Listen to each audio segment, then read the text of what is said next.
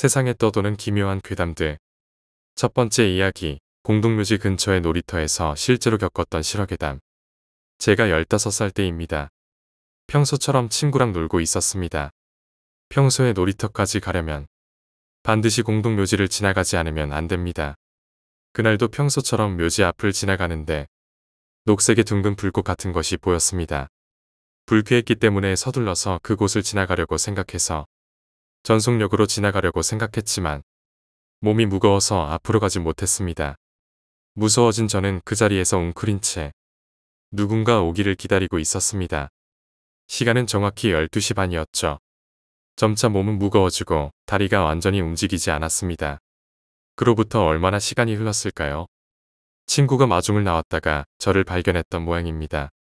정신을 차리고 보니 저희 집 침대에 누워 있었습니다. 이것이 악몽의 시작이 될 줄은 몰랐습니다. 어느 정도 시간이 지나고 나서 저는 친구와 또 놀러 가게 되었습니다. 마지못해 하면서 평소에 있던 묘지 근처를 지나가게 되었습니다. 또 녹색의 불꽃이 떠 있었습니다. 당시 휴대폰을 가지고 있지 않았기에 저는 연락을 취할 수도 없었으므로 그곳을 지나가는 수밖에 없었습니다. 고개를 숙이면서 통과했습니다만 역시 무섭기도 해서 그만 앞을 바라봤습니다. 그러자 녹색의 불꽃은 사라지고 없어서 내가 잘못 볼 건가?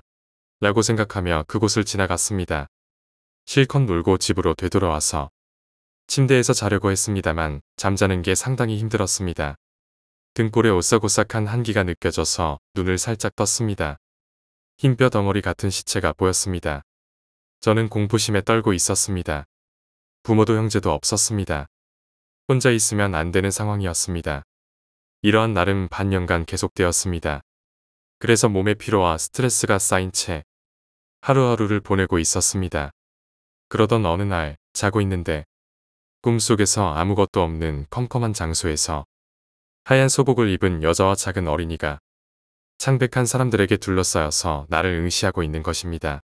잠시 후 여자 쪽이 내 쪽에 가까이 다가와서 무슨 말을 남기고선 떠나갔습니다.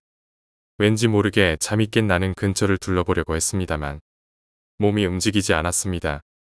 필사적으로 목소리를 내려고 했습니다만 목소리도 나오지 않았습니다. 그리고 뭔가에 목이 졸리는 듯한 감각이 느껴졌습니다. 1시간 정도 움직일 수 없었습니다. 그 후 기절한 것인지 깨고 보니 아침을 맞고 있었습니다. 설마 이것도 꿈일까? 지쳐 있는 건가? 라고 생각하고 걱정하지 않은 채 하루하루를 보내고 있었습니다. 그로부터 얼마 후 매일 저녁마다 같은 꿈을 꾸게 되었습니다.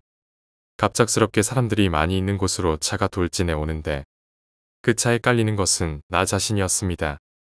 차에 끌려서 피투성이가 되어버린 나였죠. 그 차 아래에서 사람이라고는 생각되지 않는 것 같은 모습을 한 무엇인가가 이쪽을 굉장한 형상으로 째려보고 있는 것입니다. 주변의 사람은 알아차리는 거동이 없고 그것은 나의 쪽으로 가까이 옵니다. 위험하다고 생각한 나는 필사적으로 도망칠 생각입니다만 전혀 그렇지를 못합니다. 그러나 언제나 도중에 잠이 깨고 무서운 꿈을 계속해서 보게 되었습니다. 언제나 보는 꿈인데도 무엇인가가 틀립니다. 일어나도 나는 그 꿈을 꿈이라고는 생각하지 않을 만큼 확실히 기억하고 있었습니다. 무엇인가 이상했죠. 그렇게 매일 꿈속에 무엇인가가 나에게 접근했던 것입니다. 확실하게 한 걸음씩 말이죠. 그런 어느 날 드디어 꿈 안에서 나는 따라잡혀서 손목을 확실히 잡혔습니다. 너무 지나친 공포의 눈을 떠버려 손목을 보면 보라색의 멍이 남아 있었습니다. 나는 지금까지 느낀 적이 없는 공포에 둘러싸여져서 밤에 잘 수 없어졌습니다. 일주일간 정도 나는 잘 수 없는 매일을 보내면서 피로는 피크까지 와 있었습니다. 그래도 잘 수 없었던 나는 전등과 텔레비전을 켜고 밤을 보냈습니다. 그러자 돌연 몸이 움직이지 않게 되고 숨도 쉴 수 없을 정도의 강한 가위눌림, 눈꺼풀이 멋대로 떨어져 가는 것입니다. 알아차리면 또 같은 꿈이었죠. 꿈속인데도 꿈이라고는 생각하지 않을 만큼 현실적인 것이었습니다. 그 꿈 안에 무엇인가가 엄청나게 빠른 속도로 쫓아오는 것입니다. 오른쪽 어깨를 확실히 꿈속에 그 놈이 목을 졸라왔습니다. 어디선가부터 나의 이름을 부르는 목소리가 들렸습니다. 눈을 뜨고 앞을 보니 누나가 필사적으로 나의 이름을 부르고 있었습니다. 손목과 어깨, 그리고 목에 멍이 남아 있었습니다. 왠지 모르게 발목에도 멍이 있었죠. 누나가 무당에게 돈을 지불을 해주고 굿을 하고선 악몽을 보는 적이 없어졌습니다. 저 묘지에는 무엇인가 강한 영령이 있는 걸까요? 무당은 나에게는 아직 아무것도 가르쳐주지 않습니다. 두 번째 이야기, 고속도로의 귀신. 함께 일했던 여직원에게 들은 이야기입니다. 그 친구가 아는 분이 밤늦게 일행과 함께 차를 타고 어디론가 가고 있었다고 했습니다. 그게 고속도로인지 국도인지는 너무 오래전에 들은 이야기라 기억이 정확하지 않네요. 시각은 새벽쯤이었고 차 안에는 친구의 지인인 운전자와 친구들 3명이 타고 있었습니다. 모두들 피곤하여 자는 사람도 있는 와중에 운전자는 운전에 집중하며 운전 중이었답니다. 그런데 어느 순간부터인가 뒤통수가 근질근질한 이상한 느낌이 들더랍니다. 결국에는 고개를 돌리지 않아도 뭔가가 시야에 아른거리는 걸 느끼게 되었고 운전석 쪽 사이드 미러를 슬쩍 보게 되었죠. 어떤 사람의 발이 타닥거리며 엄청난 속도로 쫓아오고 있더랍니다. 발목 위로는 보이지 않았다고 합니다. 소름이 쫙 끼치는데 운전 중이라 비명을 지를 수도 없었고 동승한 사람들도 모두 조용히 골아떨어져 있어서 내가 너무 피곤해서 헛것을 봤나 보다 하고 그저 속도를 올린 채 계속 운전을 계속했다고 합니다. 그런데 갑자기 아득한 느낌과 함께 정신을 차려보니 언제 교통사고가 났던 건지 차가 반파가 되어 있었다고 합니다. 다행인건 사고가 크게 났는데 운전자와 동승한 사람들 모두 크게 다치지 않았다고 하네요. 세 번째 이야기, 친구 어머니의 예지몽. 친구 어머님이 예지몽 쪽에 능하셨던 모양입니다. 그 당시 친구 아버님은 차를 가지고 이곳저곳 다니시는 일을 하셨답니다. 그러던 하루는 친구 어머님이 꿈을 꾸셨는데 꿈속에서 남편이 방에 누워 자고 있더랍니다. 그런데 남편의 발밑에 어마어마하게 큰 지네가 꿈틀거리더랍니다. 보기만 해도 징그러운 정도로 컸다네요. 무서워서 보고만 있는데 그 지네가 남편의 발을 타고 올라가서 다리를 지나 점점 몸 위로 올라가더랍니다. 꿈속이지만 저걸 쳐내야 하는데 그냥 두면 안 되는데 라고 생각을 하였지만 무서워서 쳐내지는 못했답니다. 그 와중에 목 근처까지 올라갔는데 머리를 타고 넘으면 죽는다는 말이 생각나셨다고 하네요. 결국엔 용기를 내서 쳐냈죠. 지네가 바닥에 떨어지고는 꿈에서 깼다고 합니다. 그날 아침 어머님이 꿈 이야기는 하지 않고 제 친구에게 몸 조심하라고 말을 하였답니다. 친구 아버지는 운전을 하니까 괜한 얘기가 될까 봐서 얘기를 안 했답니다. 그런데 친구 아버님이 운전을 하고 가시는데 앞에 있던 차들이 사고가 났답니다. 갑자기 난 사고이지만 바로 앞에 있던 트럭과는 거리가 좀 있어서 괜찮았는데 앞에 있던 트럭이 공사장용 철근을 잔뜩 싣고 가는 거였다고 합니다. 사고가 나면서 철근들이 뒤로 쭉 쏟아졌는데 친구 아버님 차의 전면 유리창 바로 앞에서 멈춰서 무사하셨다고 하네요. 친구 어머님의 꿈속에서 지네를 쳐내지 못하고 머리를 타고 넘었다면 정말 어떤 사고가 났을지 친구에게 그 얘기를 듣는데 신기하면서 오싹하더군요. 네 번째 이야기, 반지. 돌고래 모양의 반지가 유행했던 먼 옛날의 이야기다. 당시 나는 초등학교 저학년이었다. 나에게는 10살 넘게 차이 나는 언니가 있었다. 언니는 소위 일진이어서 여름방학 때는 거의 매일 저녁 친구들을 집에 데려와서 부모님이랑 마찰이 있었다. 그 당시 집을 찾아오던 사람 중 특히 2명은 매일 오고 있었다. 한 명은 아이들을 싫어하는 A 오빠였고 다른 한 명은 상냥한 B 언니였다. A 오빠는 내가 언니 방 근처만 가도 굉장히 화를 내면서 문 잠그라고 라고 말하며 마구 소리를 질렀다. 그러면 B 언니와 다른 사람들이 어린애한테 왜 화를 내고 그래? 라고 내 편을 들어주었다. 그리고 너도 같이 놀고 싶은 거구나 라고 말하며 과자를 주거나 방에 들여보내 주었다. 솔직히 나는 A 오빠가 싫었다. 다른 사람의 집에 온 손님인 주제에 상냥하게 대해주지는 않고 내가 언니 방 가까이만 가도 혀를 찢찢하며 화를 내는 것이었다. 게다가 이따금씩 밖에서 마주칠 때도 화를 내기도 해서 무서웠다. 반대로 B 언니는 무척 좋아했었다. B 언니는 A 오빠와는 달리 우리 집에 올 때마다 장난감이나 과자를 줬다. A 오빠 대신 내 편을 들어주기도 했고 밖에서 만나면 꼭 먼저 말을 걸어줬다.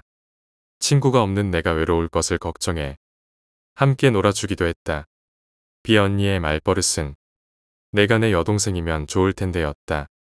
그렇게 우리 집의 흑역사였던 여름방학이 끝나갈 무렵 갑자기 A 오빠가 나에게 돌핀링을 주었다. 우리 집에 와서 언니 방에는 들리지도 않은 채 내 방에 오더니 가지라고 말하며 던져주고 간 것이었다. 핑크색 상자에 들어 있었다. 생일도 아닌데 이상하다고는 생각했지만 친구가 없어 언제나 쓸쓸했던 나는 드디어 A 오빠와도 친하게 지낼 수 있다는 생각에 기뻤다. 당시 유행하던 것이었던 데다 A 오빠가 처음으로 준 선물이었기에 너무 어려서 엄지손가락에도 헐렁거렸지만 나는 반지를 끼고 잤다. 그런데 한밤중 갑자기 손이 뜨거워져서 놀랐던 나는 잠에서 깨어났다. A 오빠에게 받은 반지가 불에 달군 것처럼 뜨거워졌던 것이다. 모처럼 받은 반지가 망가졌다는 생각에 반쯤 잠에 취해 나는 엉엉 울었다. 하지만 누구도 나를 달래주지 않았다. 한밤중이라서 그런가 싶었지만 옆에서 자고 있던 어머니도 없어서 나는 이상하다고 생각했다. 어느새 반지는 식어 있어서 나는 반지를 빼고 불이 켜진 거실로 향했다. 거실에 가자 부모님이 새파랗게 질린 얼굴로 언니가 사고를 당했대 라고 말했다. 잘 기억은 나지 않지만 언니는 다른 친구들과 오토바이를 타고 산에 놀러 갔다가 돌아오는 길에 전원이 사고를 당했다는 것이었다. 언니의 상태는 전화만 받아서 잘 알 수 없었지만 어쨌거나 위험하다는 것 같았다. 그런데도 부모님은 거실에만 있고 병원에 가려 하지 않는 것이었다. 나는 패닉에 빠져 언니가 죽어버릴지도 몰라 병원에 가자 라고 울면서 호소했지만 부모님은 전혀 움직이지 않았다. 나는 울면서 나 혼자라도 갈 거야 라고 외치고 파자마 차림으로 현관에 달려나갔다. 그러자 아버지가 온 몸을 던져 나를 막아서는 것이었다. 나는 문으로 가는 것을 기어코 막으려고 하는 아버지가 무서워서 또 울었다. 어머니는 방으로 돌아가자 라며 열심히 나를 달래고 있었지만 어머니의 얼굴 역시 울 것 같은 표정이 되어 잔뜩 겁에 질린 듯 했다. 그런 부모님의 비정상적인 모습을 보자 어렸던 나도 뭔가 이상해 라고 냉정하게 생각하게 되었다. 자세히 보면 부모님은 외출복을 제대로 입고 있었다. 왜 그런 것일까 생각한 순간 초인종이 울리고 비언니의 목소리가 들려왔다. 데리러 왔어. 언니한테 가자. 나는 부모님에게 말했지만 부모님은 얼굴이 새파랗게 질렸다. 어머니는 온 힘을 다해 나를 껴안았고 아버지는 무엇인가를 중얼중얼 말하기 시작했다. 꽤 괴상한 모습이었다. 너무나 이상한 모습에 나는 부모님이 미쳤다고 생각하고 비언니의 이름을 마구 불렀다. 언니, 무서워. 언니가 죽어버릴지도 몰라. 아빠랑 엄마가 이상해졌어. 그렇지만 비언니는 도와주기는커녕 변함없이 현관 밖에서 언니가 있는 곳으로 가자 라고 말할 뿐이었다. 게다가 목소리는 대단히 냉정하달까. 어딘가 즐거워하는 것 같은 느낌이었다. 한동안 그러고 있는데 갑자기 또 A 오빠에게 받은 반지가 뜨거워졌다. 나는 손에서 반지를 빼려 했지만 손만 가위에 눌린 것처럼 움직이지를 않았다. 곧이어 목이 아파오고 소리가 잘 나오지 않기 시작하더니 끝내는 목소리가 아예 나오지 않게 되었다. 어머니는 입을 뻐끔거리는데 소리는 나지 않는 나를 보며 떨고 있었다. 나는 소리가 나오지 않게 되자 패닉에 빠져 더욱 날뛰었다. 그 사이에도 비언니는 즐거운 듯이 나를 불렀다. 그러던 와중 난데없이 목소리가 마음대로 마구 나오기 시작했다. 너 따위는 내 언니가 아니야. 내 언니는 따로 있어. 나는 알고 있어. 나에게 친구가 없어진 건 내가 친구들을 괴롭혔기 때문이야. 내가 가져왔던 것들은 모두 훔쳐온 것들이잖아. 너는 나의 언니가 아니야. 두 번 다시 이곳에 오지 마. 우리 가족은 모두 여기에 있으니깐. 나를 거기로 데려가려 하지 말라고. 말을 하는 와중에도 나는 내가 무슨 말을 하는 것인지 알 수가 없었다. 비언니가 내 친구들을 괴롭혔다는 것도 언제나 주던 과자가 훔친 것이었다는 것도 처음 아는 일이었다. 이미 정신을 잃을 만큼 어지러운 상태에서 더욱 패닉에 빠진 나는 정신을 잃고 말았다. 깨어났을 때는 벌써 아침이었다. 옆에는 울고 있는 어머니와 무척 지친 얼굴의 아버지가 있었다. 아버지는 병원에서 연락이 왔단다. 언니는 다리가 부러지기만 했대. 점심이 되면 같이 병문안하러 가자꾸나 라고 말하셨다. 그리고 그때는 이해할 수 없었지만 A군한테 감사해하렴. 그 반지는 평생 소중히 간직해야 해. 아마 이 정도 이야기하면 알겠지만 사고로 인해 B 언니는 이미 죽은 후였다고 한다. 그것도 부모님이 연락을 받기 전 즉사했다는 것이었다. 그런데 부모님이 병원에 가려고 하자 현관 너머로 B 언니가 보였다는 것이었다. 언니와 함께 있었을 그녀가 무사할 리가 없다고 생각한 부모님은 집에서 나갈 수가 없었다는 것이었다. 가끔씩 들려오는 문을 열어주세요. 라고 하는 소리가 너무나 무서워서 거실에서 같이 떨고 있었다는 것이었다. A 오빠 역시 사고 당시에는 의식이 없어 위험한 상황이었지만 다행히 의식을 되찾았다. 내가 병문안을 가자 A 오빠는 어눌한 말투로 울면서 이야기했다. B 언니가 왠지 계속 나에게 집착하며 도둑질한 물건들을 주었다는 것. 그리고 B 언니를 따라다니던 나를 걱정했지만 다정하게 말할 줄을 몰라서 화를 냈었다는 것. 유행하는 액세서리를 주면 여자아이니까 친구가 생기지 않을까 싶어 반지를 주었다는 것이었다. 지금은 벌써 그때로부터 20년이 넘게 세월이 흘렀지만 나는 매년 추석이 지나갈 때까지 집에 갈 수가 없다. B 언니가 아직도 나를 포기하지 못했다고 언니나 부모님이 말하기 때문이다. 확실히 아직도 여름철이면 그때 그 반지가 불에 데인 것처럼 뜨거워지곤 한다. 5번째 이야기, 지하실 창문. 고등학교 때 밴드부를 해서 학교에서 늦게까지 연습을 하는 일이 많았습니다. 공연이나 대회가 잡히면 며칠 전부터 밤늦게 연습을 마치고 집 방향이 비슷한 선배와 함께 택시를 타고 귀가하는 일이 많았습니다. 밴드부 연습실은 학교 건물 바깥쪽에 지어진 2층짜리 컨테이너의 2층이고 복도에 나 있는 창문을 통해 보면 창구로 쓰이는 학교 건물 지하층이 보이는 구조입니다. 그날도 평소와 같이 대회 날짜가 잡혀서 다 같이 늦게까지 연습을 하는 중이었습니다. 6시에 학교 일과가 다 끝나고 모여서 그때부터 연습을 하고 시간은 12시가 넘었던 걸로 기억합니다. 대회 날짜는 정해졌는데 연습량이 많이 부족하여 다들 정신적으로나 육체적으로나 둘 다 힘든 상황이었죠. 당시 전 보컬이었고 다른 악기 세션의 연습이 부족하여 악기끼리만 연습을 하고 보컬 파트는 다른 동아리방에 들어가서 얘기나 하면서 놀거나 가사를 외우는 등 시간을 보내고 있었습니다. 저도 친구들과 수다나 떨다가 홀로 나와서 복도에서 창밖으로 불이 다 꺼진 학교를 보며 생각에 잠겨 있었습니다. 불이 다 꺼진 학교는 참 스산합니다. 시끄럽고 활기찬 낮의 모습만 보다가 조용하고 어두운 학교의 다른 모습 때문일까요? 시원한 바람이 불면서 조용한 가운데 간간히 울려 퍼지는 다듬어지지 않은 음악 소리가 울려 퍼지는 걸 듣고 있곤 했습니다. 그렇게 한 10분여 멍하게 창밖을 보고 있는데 창밖으로 10m 정도 되는 학교 건물 지하실 쪽 창문에 희뿌옇게 둥그런 물체가 보이는 것 같아 저도 모르게 그쪽을 자세히 응시했습니다.